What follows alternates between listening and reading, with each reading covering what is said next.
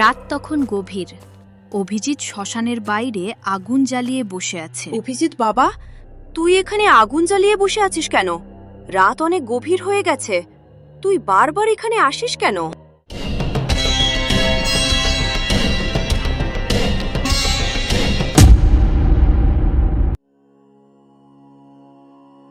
সেই অনেক অনেক দিন আগের কথা। কলকাতার কাছে নদিয়া জেলার একটি ছোট্ট গ্রামের বাইরে বাস করত এক দরিদ্র ভিখারিনী। তার নাম ছিল দয়াময়ী। একদিন সে এক পুত্র সন্তানের জন্ম দিল। ঠিক সেই দিনই পাশের গ্রামের ধনী জমিদার দর্পণ নারায়ণ বাবুর বাড়িতেও জন্ম নিল এক পুত্র সন্তান। সারা জমিদার বাড়ি যেন আনন্দের আলোয় আলোকিত হয়ে উঠল। কিন্তু এই দুই শিশুর ভাগ্য ছিল একেবারেই আলাদা। দয়াময়ীর ছেলের ভাগ্য ছিল অত্যন্ত উজ্জ্বল, আর অন্যদিকে জমিদার দর্পণ নারায়ণ বাবুর ছেলের ভাগ্য ছিল অন্ধকারময়।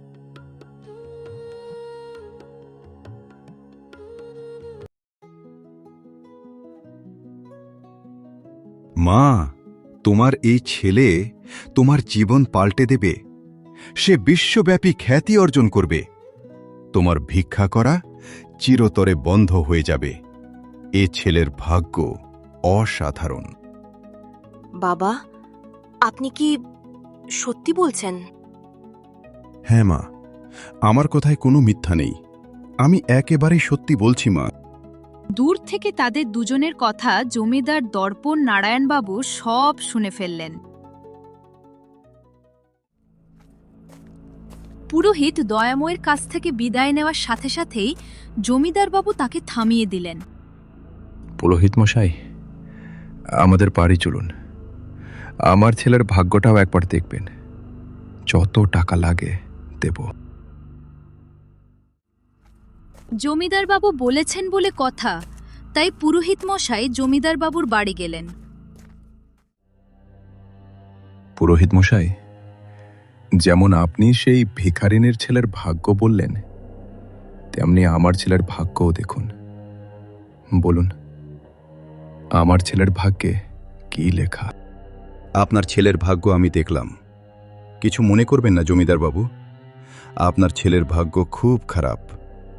এত ধন দৌলত থাকা সত্ত্বেও ও এই পরিবারে ধ্বংস নিয়ে আসবে। আপনি কি বলছেন পুরোহিত মশাই? আমার কোনো ভবিষ্যৎবাণী আজ পর্যন্ত ভুল হয়নি। আপনাদের ইচ্ছে মানুন বা না মানুন, কিন্তু সত্য এটাই।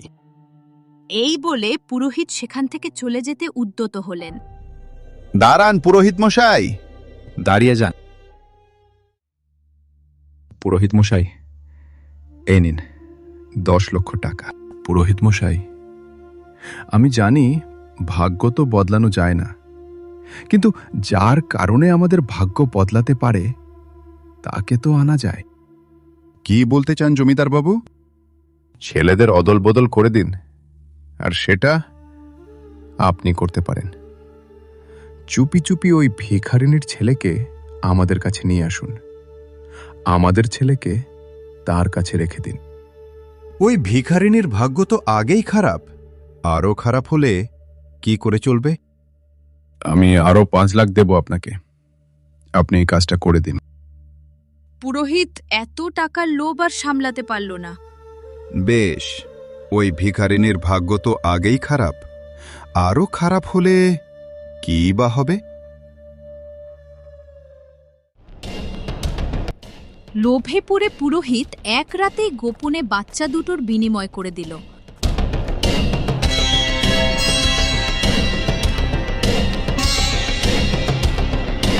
ফলে ধনী পরিবারের ছেলে গেল ভিখারিনীর কাছে, আর ভিখারিনীর ছেলে জমিদার বাবুর কাছে চলে এলো।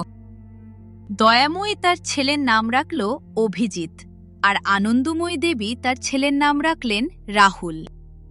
দয়াময়ী ভিক্ষা করে অভিজিৎকে পড়াতে লাগলেন। অন্যদিকে আনন্দময়ী দেবী রাহুলকে বড় স্কুলে পাঠাচ্ছেন। ক্রমশ সময় এগিয়ে চলল তার নিজের গতিতে। রাত তখন গভীর। অভিজিৎ শ্মশানের বাইরে আগুন জ্বালিয়ে বসে আছে। অভিজিৎ বাবা, তুই এখানে আগুন জ্বালিয়ে বসে আছিস কেন? রাত অনেক গভীর হয়ে গেছে, তুই বারবার এখানে আসিস কেন? কিছু না মা, এখানে আমার মন শান্তি পায়। হ্যাঁ মা, সত্যি অনেক রাত হয়ে গেছে, চলো বাড়ি ফেরা যাক।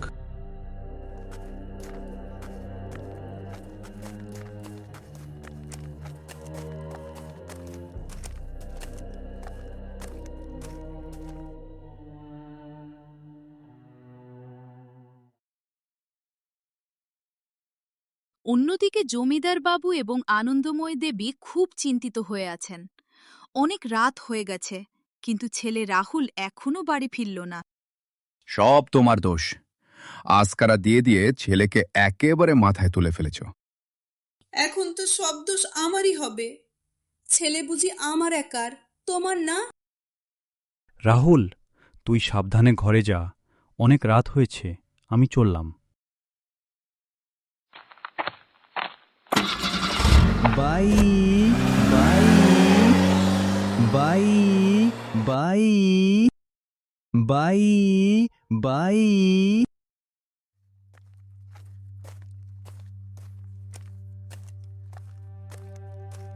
তারা, রাহুল, ছি ছি ছি, তুই মদ খেয়ে এসেছিস?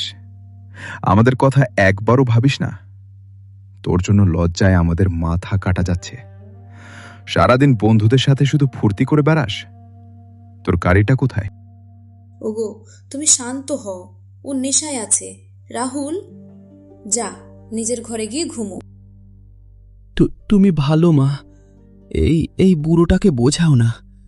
ওর ধনের খুব অহংকার। এই ধন সম্পত্তি সব তো আমারই। গাড়িটা স্টার্ট নিচ্ছিল না রে, তাই আমি ওটাকে ওই পাহাড় থেকে ফেলে দিয়েছি।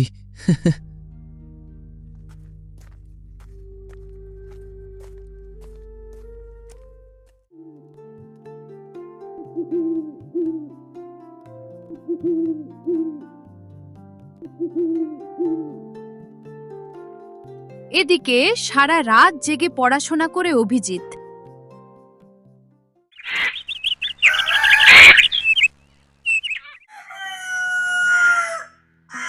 সকালবেলা দয়াময়ের ঘুম ভাঙতেই দেখল অভিজিৎ তখনও পড়ছে।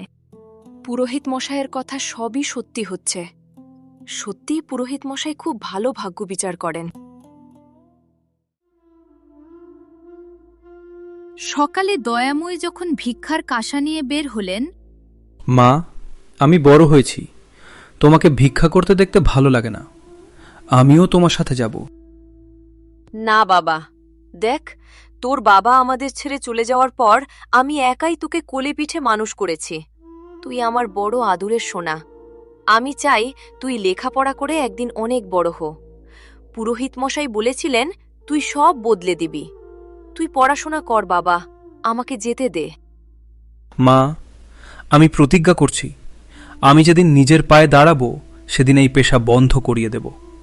সেদিন তুমি মানা করতে পারবে না কিন্তু।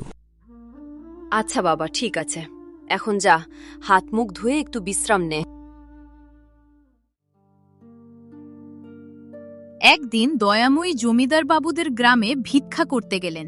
কিছু গ্রামবাসী দয়াময়ীকে কিছু ভিক্ষা দিল। যখন দয়াময়ী জমিদার বাবুর বাড়িতে ভিক্ষা করতে গেল, তখন জমিদার বাবু ও আনন্দময়ী দেবী দুজনেই ভয়ে পেয়ে গেলেন। ও এত বছর পর কেন এসেছে? তাড়াতাড়ি ভিক্ষে দিয়ে সরাও, রাহুল যেন না দেখে। শোনো, দূরে গিয়ে দাঁড়াও। আমরা চাই না কোনো গরিব ভিখারির ছায়া আমাদের উপর এসে পড়ুক। যাও, দূরে যাও। জমিদার যখন এই কথা বলছিলেন, তখন রাহুল নতুন গাড়ি কিনতে যাবে বলে বেরোচ্ছিল। জমিদারের এই কথা শুনে রাহুল হঠাৎ থমকে দাঁড়ায়। বাবা, তুমি এত বড় লোক হওয়া সত্ত্বেও এই গরিব বয়স্ক মানুষের সাথে এমন ব্যবহার করছো? মাসিমা, চলুন আমার সাথে। বাবা, তুমি যে অনেক বড় মনের মানুষ হয়েছ, এটাই আমার কাছে অনেক বড় পাওয়া। আমার কিছু চাই না বাবা। দয়াময়ী অনেক রকমভাবে রাহুলকে বাধা দেওয়ার চেষ্টা করে, কিন্তু রাহুল জোর করে দয়াময়কে নিয়ে গেল বাজারে। রাহুল প্রথমে দয়াময়কে একটা ভালো রেস্টুরেন্টে নিয়ে গিয়ে ভালো ভালো খাবার খাওয়ালো। এরপর রাহুল দয়াময়কে একটা নামকরা শপিং মলে নিয়ে গিয়ে 6টা দামি শাড়ি কিনে দিল এবং হাতে অনেক টাকা গুজে দিল। দয়াময় নিতে চাইল না, কিন্তু রাহুল জোর করে দিল। মাসিমা, আমার গ্রামে এলে আবার আমার সাথে দেখা করবেন। আমার আজ একটা গাড়ি কিনতে যাওয়ার কথা, আপনি সাবধানে বাড়ি যান। ধন্যবাদ বাবা, তুমি যা করেছো তা কেউ করে না। তুমি আরো উন্নতি করো, আমার ছেলে অপেক্ষা করছে। আজ তাহলে আমি আসি বাবা, ভালো থেকো। মা, আজ সবাই তোমার প্রতি খুব দয়ালু হয়েছে দেখছি। কোথায় পেলে এত কিছু? হ্যাঁ বাবা, জমিদার বাবুর ছেলে রাহুল এসব দিয়েছে। আমি নেব না, সে জোর করে দিয়েছে। জানিস বাবা, ছেলেটা জমিদার বাবুর মতো হয়নি, খুব ভালো আর বড় মনের মানুষ হয়েছে। আচ্ছা ঠিক আছে মা, শোনো, আগামীকাল একটু তাড়াতাড়ি আমার জন্য রান্না করে দেবে? কেন বাবা, আগামীকাল কোথাও যাবি? হ্যাঁ মা, আগামীকাল আমার একটা ইন্টারভিউ আছে। আচ্ছা ঠিক আছে বাবা, আমি কাল তাড়াতাড়ি রান্না করে দেব। অন্যদিকে রাহুল সন্ধ্যায় নতুন গাড়ি কিনে বাড়ি ফিরল। রাহুল, এত টাকা তুই কোথায় পেলি? বাবা, তুমি ভুলে যাচ্ছ, তোমার ক্রেডিট কার্ড তো আমার কাছেই আছে। শোনো, তোমার ছেলেকে বোঝাও, এভাবে জীবন চলে না। রাহুল শোন, তোর প্রতি আমাদের অনেক আশা। তুই বড় মনের মানুষ ঠিকই, কিন্তু এভাবে বেপরোয়া জীবন চলতে পারে না, এটা তুই নিজেই জানিস। মা, আমি চেষ্টা করি, কিন্তু ভাগ্য আমার সাথে নেই। আর হ্যাঁ, বাবাকে বলে দাও কাল লন্ডন যাব।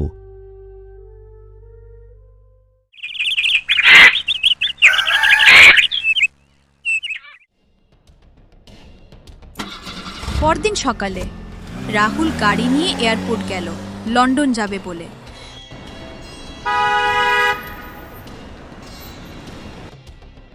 আর এদিকে অভিজিৎ গেল ইন্টারভিউ দিতে।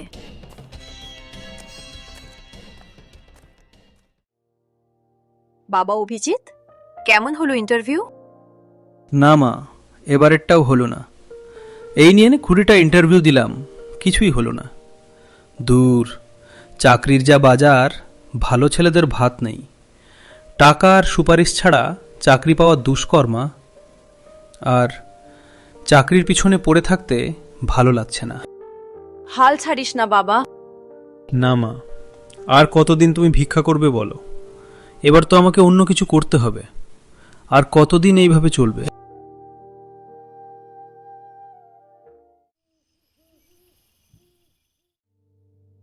শোনো, আমি একটা কথা বলি, রাহুলের বিয়ে দিয়ে দাও। বিয়ে দিলে সংসারের প্রতি ওর মন বসবে, এই বেপরোয়া ভাবটাও কেটে যাবে। ঠিকই বলেছ, আমিও অনেকদিন ধরে এটাই ভাবছিলাম। তাহলে আর দেরি কেন? এবার ভালো একটা মেয়ের খোঁজ শুরু করা যাক। চিন্তা করো না, আমি সব ভেবে রেখেছি। আমার এক ব্যবসায়ী বন্ধুর মেয়ে আছে, শান্ত, ভদ্র, ঘরোয়া মেয়ে। আমাদের রাহুলের সঙ্গে বেশ মানাবে। পরিবারটাও ভীষণ ভদ্র। আর দেরি করলে চলবে না, কাল সকালেই কথা বলে ফেলো। আনন্দময় দেবীর কথা শেষ হতেই দরজায় পায়ের শব্দ শোনা গেল। রাহুল ঘরে ঢুকতেই ঘরের পরিবেশ মুহূর্তে বদলে গেল। রাহুল, এই মেয়েটাকে? বাবা, আমি বিয়ে করেছি। বিয়ে করেছিস মানে? কাকে বিয়ে করেছিস? তার বংশমর্যাদা কি? আমাদের একবার জানানোর প্রয়োজনও মনে হলো না। এত বড় সিদ্ধান্ত একা নিয়ে নিলি? এই বাড়ির মান সম্মানের কথা মনে পড়ল না? বাবা মা ও রেশমি বাইরে পড়াশোনা করার সময়ই ওর সঙ্গে আবার বন্ধুত্ব হয়। আসলে হঠাৎ ওদের বাড়িতে এমন একটা সমস্যা হলো যে আমাদের তাড়াতাড়ি বিয়ে করতে হলো। তুই কি ভাবলি আমরা তোদের সুখের পথে বাধা হব? একবার বললেই কি আমরা না করতাম? ওগো, তুমি শান্ত হও। বিয়েটা যখন করেই ফেলেছে তখন আমাদের মেনে নেওয়া ছাড়া আর কী বা করার আছে বলো? রাহুল, যা বাবা, বউকে নিয়ে ভিতরে যা। চলো।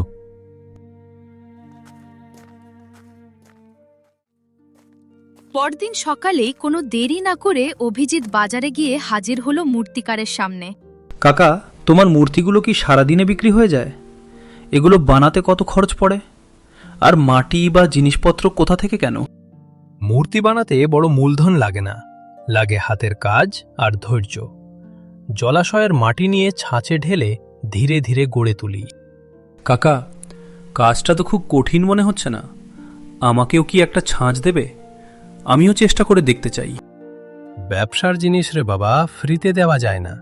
প্রতি ছাঁচ 100 টাকা দিতে হবে তোমাকে। বেশ তো কাকা, আমি টাকা দেব, টাকা নিয়েই এসেছি। অভিজিৎ কিছু টাকা দিয়ে মূর্তি বানানোর ছাঁচ কিনে বাড়ির পথে রওনা দিল। মা, তোমাকে এখন থেকে আর ভিক্ষা করতে হবে না। আমি একটা ব্যবসার আইডিয়া পেয়েছি। হঠাৎ আবার কিসের ব্যবসা করবি? এই দেখো মা, মাটির মূর্তি বানানোর ছাঁচ এনেছি। আগামীকাল থেকে আমরা মাটির মূর্তি বানাবো। এই যে দেখুন, সুন্দর সুন্দর রঙিন মূর্তি। হাতে গড়া মূর্তি নিয়ে যান, অল্প দামে দিচ্ছি। না নিলে কিন্তু ঠকবেন। নিয়ে যান, নিয়ে যান। সে সময় একটা বড় গাড়ি অভিজিতের দোকানের সামনে এসে জোরে ব্রেক কষে থামল। গাড়ি থেকে এক ভদ্রলোক নেমে অভিজিতের কাছে এলো। শোনো, তোমার এই মূর্তিগুলো আমার খুব পছন্দ হয়েছে। আমি 1000 পিসের অর্ডার দিচ্ছি, 1 মাসের মধ্যে। দিতে পারবে? আগে পারবো। বেশ, তাহলে অ্যাডভান্স হিসাবে 1,00,000 টাকা দিচ্ছি। মনে রেখো, 1 মাসের মধ্যে ডেলিভারি চাই। কথা দিলাম, 1 মাসের মধ্যেই প্রস্তুত থাকবে। আপনি দয়া করে আপনার ঠিকানা আর যোগাযোগের নম্বর লিখে দিন। মা দেখো, আমি কত টাকা এনেছি। এত টাকা একদিনে কিভাবে পেলি? পরিশ্রম আর মায়ের আশীর্বাদ থাকলে সবই সম্ভব মা। মা, বিশ্বাস করবে না, এক বড় ব্যবসায়ী এসে আমার কাজ দেখে মুগ্ধ হয়েছে। সে 1000টা মূর্তির অর্ডার দিয়েছে। মা, বিশ্বাস করবে না, কাজ শুরুর আগেই 1,00,000 টাকা অগ্রিম দিয়েছে। মা, উনি বলেছেন এই কাজ ভালো হলে এরপর আরও বড় অর্ডার দেবেন। মা, যদি এই অর্ডারটা ঠিকঠাক শেষ করতে পারি তাহলে আমাদের ব্যবসা অনেক দূর যাবে। বাবা অভিজিৎ, আমরা দুজনে মিলেও 1000টা মূর্তি বানাতে অনেক সময় লেগে যাবে। সময় মতো ডেলিভারি দেব কিভাবে? অর্ডারটা বড় পেয়ে খুশি হয়েছি ঠিকই, কিন্তু সময় মতো না দিতে পারলে তো বদনাম হবে। কাজটা তো খুব বড় হয়ে গেল। এতগুলো মূর্তি বানাতে পারবো তো, সময় যদি পেরিয়ে যায়? হ্যাঁ মা, এতগুলো মূর্তি আমরা দুজনে সময় মতো করতে পারবো না। তাই ভাবছি এলাকায় যারা ভিক্ষে করে তাদের কাজ শেখাবো, উপযুক্ত পারিশ্রমিক দেব।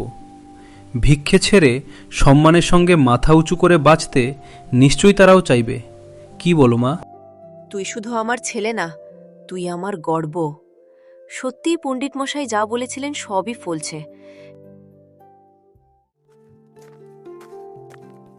অভিজিৎ এলাকার ভিখারিদের ডেকে আনলো কাজ করার জন্য।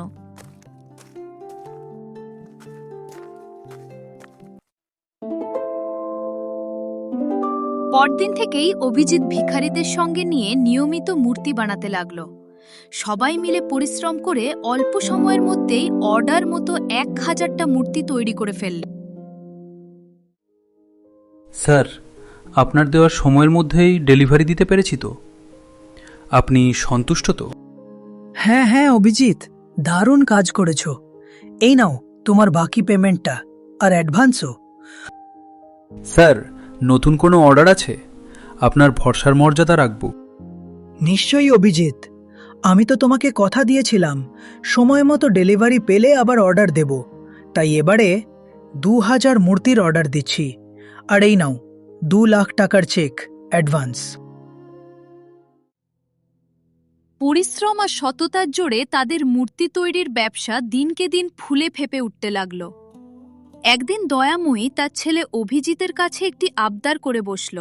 বাবা অভিজিৎ, আমাদের ভুলে গেলে চলবে না যে আমরা কেবল কিছু ভিখারিকেই আমাদের মূর্তি তৈরির কারখানায় কাজে লাগাতে পেরেছি। কিন্তু আমার জানা অনেক ভিখারি আছে যারা ভালো রান্না করতে পারে, কেউ বা ভালো সেলাই করতে পারে, কিন্তু কাজ না পেয়ে তারা পেটের দায়ে ভিক্ষে করছে। আমরা কি তাদের জন্য কিছুই করতে পারি না? বেশ তো মা, আমিও ভাবছিলাম কিভাবে আরও কিছু ব্যবসায় নামা যায়। তুমি যখন বললে তাহলে আর দেরি কেন, আমরা একটা হোটেল আর একটা জামা কাপড়ের কারখানা শুরু করি, তাহলে অনেক ভিখারির কাজের ব্যবস্থা হবে। কথা নয়, কাজে বিশ্বাসী অভিজিৎ খুব দ্রুতই সে একটি হোটেল ও একটি পোশাক কারখানা চালু করল।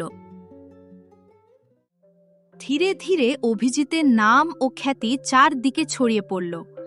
এক ভিখারিনীর ছেলে কিভাবে হাজার ভিখারিকে নতুন পথ দেখিয়েছে, সেই গল্পে চারিদিকে প্রশংসার ঢেউ উঠল। সরকারও তাকে সম্মানিত করল। টিভি ও বিভিন্ন সংবাদ মাধ্যমে তার সাক্ষাৎকার নেওয়া হলো। এদিকে সকালে হঠাৎ ভাঙচুরের শব্দে জমিদার ও আনন্দময়ী দেবী দৌড়ে রাহুলের ঘরে এলেন। এসে দেখলেন ঘর জুড়ে জিনিসপত্র ছড়িয়ে ছিটিয়ে আছে, সব ভাঙা, আর মাঝখানে বসে রাহুল ফুপিয়ে ফুপিয়ে কাঁদছে। কি হয়েছে রাহুল? এই অবস্থাটা কেন? ঘরে সব ভাঙচুর করেছিস কেন? মা, আমি সর্বশান্ত হয়ে গেছি। যাকে সবচেয়ে বিশ্বাস করতাম সেই আমার সঙ্গে বিশ্বাসঘাতকতা করেছে। রাহুল, এভাবে কেঁদে কিছু হবে না, শান্ত হয়ে বল কি হয়েছে। দুঃখ করিস না বাবা, হয়তো এটাই ছিল ওর পেশা, বড়লোকের ছেলেদের ফাঁসিয়ে সব হাতিয়ে নেওয়া। তোর আবার বিয়ে দেব ভালো ঘরের ভালো মেয়ের সঙ্গে। এখনো সব শেষ হয়নি, আমরা তো আছি। বাবা, টাকা বয়না গেছে, কিন্তু তুই তো আছিস। মানুষ বেঁচে থাকলে আবার সব গড়ে নিতে পারে। সব হারালেই যে সব শেষ হয়ে যায় তা নয়। তোর পাশে আমরা আছি, আবার ঘুরে দাঁড়াবি, এটাই জীবন। এদিকে কদিন ধরেই দয়াময়ীর মনটা অস্থির হয়েছিল। জমিদারের ছেলে রাহুলের কথা বারবার মনে পড়ছিল তার। একদিন তিনি অভিজিৎকে কাছে ডেকে বললেন, বাবা অভিজিৎ, সেদিনের কথা তোর মনে আছে, যেদিন তুই প্রথম মূর্তির ছাঁচ আর রং তুলি কিনে আনলি? হ্যাঁ মা, মনে আছে। সেদিন তুমি টাকা না দিলে আমি বাজার থেকে মূর্তির ছাঁচ আর রং কিনে আনতে পারতাম না। কিন্তু জানিস বাবা, সেদিন আমাকে এই টাকাটা কে দিয়েছিল? জমিদার বাবুর ছেলে রাহুল। হ্যাঁ মা, এখন মনে পড়ছে। সেদিন রাহুল তোমাকে কয়েকটা শাড়ি কিনে দিয়েছিল আর কিছু টাকাও দিয়েছিল। তুমি আমাকে বলেছিলে। উপকার কখনো ভুলে যাওয়া ঠিক নয় বাবা। চল গিয়ে দেখি সে কেমন আছে। হ্যাঁ মা, নিশ্চয়ই। চলো আগামীকালই গিয়ে ওর সঙ্গে দেখা করে আসি। পরদিন দয়াময়ী আর অভিজিৎ যখন জমিদার বাড়িতে এলো তখন রাহুল বাড়িতে ছিল না। জমিদার মশাই, আমরা রাহুল বাবার সঙ্গে একটু দেখা করতে চাই, তাকে একবার ডেকে দেবেন? কেন? রাহুলের সঙ্গে কি দরকার তোমাদের? জমিদার মশাই, গিন্নিমা, আজ আমাদের যা কিছু সবই রাহুল বাবার জন্য সম্ভব হয়েছে। সেদিন তিনি আমাকে টাকা দিয়ে সাহায্য না করলে আমরা হয়তো কিছুই করতে পারতাম না। রাহুল বাবার সেই সাহায্যের জন্যই আজ আমার ছেলে অভিজিৎ কয়েক হাজার ভিখারির কাজের সুযোগ করে দিতে পেরেছে। হ্যাঁ, আমি অভিজিতের এই বিষয়টা টিভিতে দেখেছি। সত্যি ছেলেটা অসাধারণ কাজ করেছে। জমিদার মশাই, তাই আমি রাহুল বাবার জন্য একটি ছোট্ট উপহার নিয়ে এসেছি, দয়া করে তাকে একবার ডেকে দিন। তোমাদের কাছ থেকে কোনো উপহার আমরা নেব না, তোমরা এখন যেতে পারো। মাসিমা, সত্যি কি আমাদের দেওয়া এই ছোট্ট উপহারটুকুও গ্রহণ করবেন না? মাসিমা, এটা শুধু উপহার নয়, আমাদের কৃতজ্ঞতার চিহ্ন। একেবারেই নেবেন না? আনন্দময়ী দেবীর মনে স্নেহের পারদ যেন চড় করে বেড়ে যায়। হাজার হোক, অভিজিৎ তো তারই পেটের সন্তান। এতদিনের চাপা ভালোবাসা আর অভিমান একসাথে বুকের ভেতর ঢেউ তোলে। আর নিজেকে ধরে রাখতে না পেরে তিনি বলে ওঠেন, বেশ, উপহারটা নিতে পারি, তবে তার একটা শর্ত আছে। তোমাকে এখানে আমাদের সঙ্গে থাকতে হবে। কি বলছো তুমি? পাগল হয়ে গেলে নাকি? রাহুল ধীরে ধীরে ভেতরে ঢুকল। তার চোখে অবাক দৃষ্টি, যেন সে সব কথা শুনে ফেলেছে। তুমি চুপ করো। কি অন্যায় বলেছি আমি? আমার পেটের ছেলেকে থাকতে বলেছি, এতে দোষ কোথায়? সেদিন যদি পণ্ডিত ভুল ভবিষ্যৎবাণী না করত, তাহলে তো অভিজিৎ আজ আমার ঘরেই বড় হতো। আরে তুমি তো দেখছি হাটে হাড়ি ভেঙে দিচ্ছ। সব কথা এভাবে বলে ফেলছো কেন? মা, ছোটবেলা থেকেই তোমাদের মুখে শুনে আসছি কোনো এক পুরোহিত নাকি ভুল ভবিষ্যৎবাণী করেছিল, কিন্তু তুমি কখনো খুলে কিছু বলনি। আজ আর এড়িয়ে যেও না, আসল সত্যিটা জানতে চাই।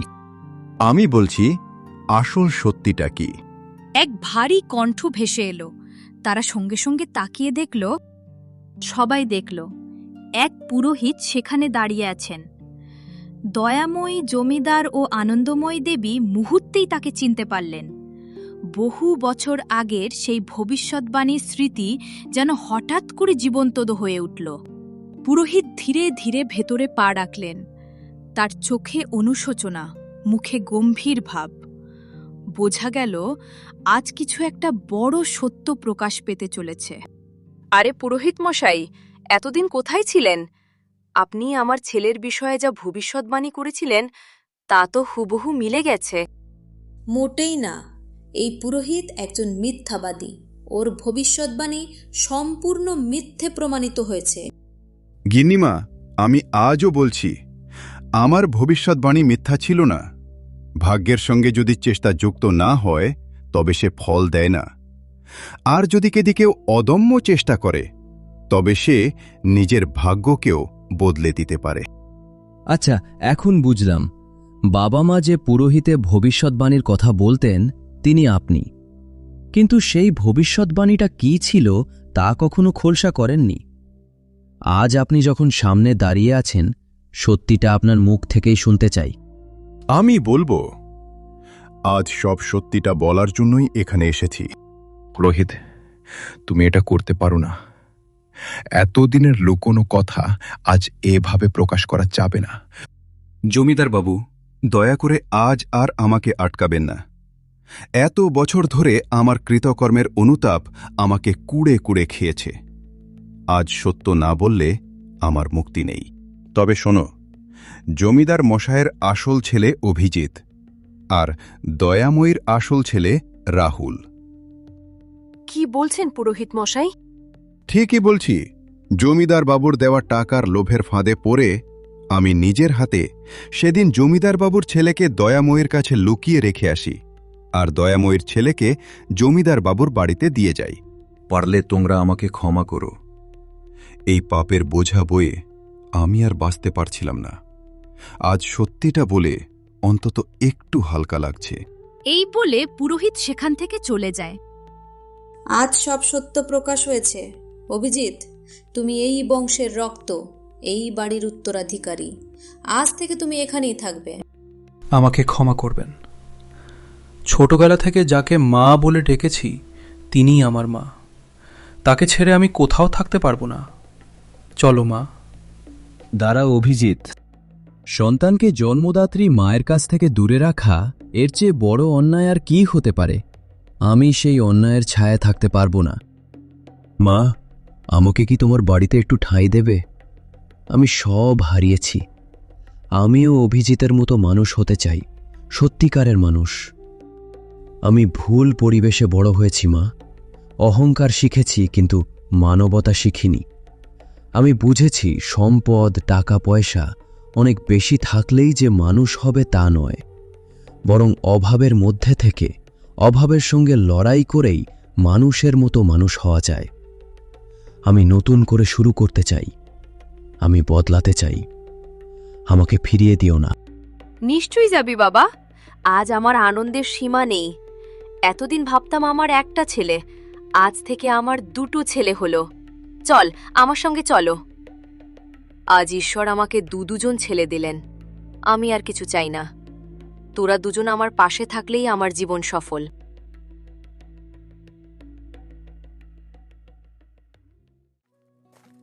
রাহুল তার আসল মা দয়াময়ী আর অভিজিতের সঙ্গে সেদিনই তাদের ছোট্ট বাড়িতে চলে গেল। সেখান থেকে শুরু হলো নতুন অধ্যায়। অভিজিৎ আর রাহুল কাঁধে কাঁধ মিলিয়ে কাজ করতে লাগল। প্রাসাদের আরাম ছেড়ে কাদামাটির ঘ্রাণে রাহুল খুঁজে পেল নতুন আনন্দ। দিনরাত নিষ্ঠার সঙ্গে কাজ করে সে বুঝতে পারল পরিশ্রমের মূল্য কত বড়। কিছুদিনের মধ্যেই রাহুল পরিবর্তন হয়ে যায়। সে নিষ্ঠার সঙ্গে কাজ করতে থাকে।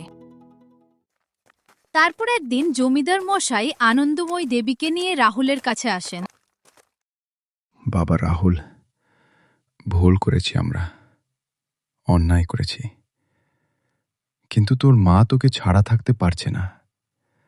তার শরীর ভেঙে যাচ্ছে কেঁদে কেঁদে। বাবা রাহুল, আমি তোকে জন্ম দিইনি ঠিকই, কিন্তু ছোটবেলা থেকে কোলে পিঠে করে মানুষ করেছি। তোকে ছেড়ে থাকতে পারি না। চল, আমরা সবাই একসঙ্গে থাকি। তোরা দুজনেই আমাদের সন্তান।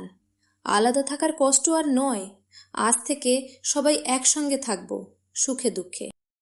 ঠিক আছে মাসিমা, আপনারা নিজেদের ভুল বুঝেছেন, এটাই অনেক। আপনাদের স্নেহও আমি চাই। আপনারাই তো আমার গর্ভধারিণী বাবা মা। চলুন, আমরা সবাই একসঙ্গে থাকি। অতীতের ভুল নিয়ে আর নয়। আজ যদি আমরা মিলেমিশে থাকতে পারি, সেটাই সবচেয়ে বড় প্রাপ্তি। আমি দুজন মায়ের স্নেহ নিয়েই বাঁচতে চাই। কি বলিস রাহুল? বেশ তো, তবে তাই হোক। সেই দিন থেকে সবাই একসঙ্গে আনন্দে দিন কাটাতে লাগল। একসঙ্গে থাকার আনন্দে বাড়ি ভরে উঠল হাসিতে। জমিদারবাবুর সহায়তায় মূর্তি কারখানা, হোটেল আর কাপড়ের কারখানা আরও বড় আকার নিল। জমিদারবাবু গর্ব ভরে অভিজিতের পাশে দাঁড়িয়ে তার প্রতিটি কাজে সহযোগিতা করতে লাগলেন। অল্প সময়ের মধ্যেই বিজনেস ইন্ডাস্ট্রিতে অভিজিৎ ও রাহুলের নাম সবার মুখে মুখে ছড়িয়ে পড়ল। তাদের সততা, পরিশ্রম আর মানবিক দৃষ্টিভঙ্গি তাদের আলাদা পরিচয় তৈরি করল। বন্ধুরা, এই গল্পটা তোমাদের কেমন লাগলো? এখনই কমেন্ট করে জানাও। আর দেরি না করে চটপট লাইক, শেয়ার, কমেন্ট আর সাবস্ক্রাইব করে দাও, যাতে তোমাদের জন্য আরও সুন্দর সুন্দর গল্প নিয়ে আসতে পারি। তাড়াতাড়ি কমেন্ট সেকশনে গিয়ে তোমাদের মতামত লিখে ফেলো।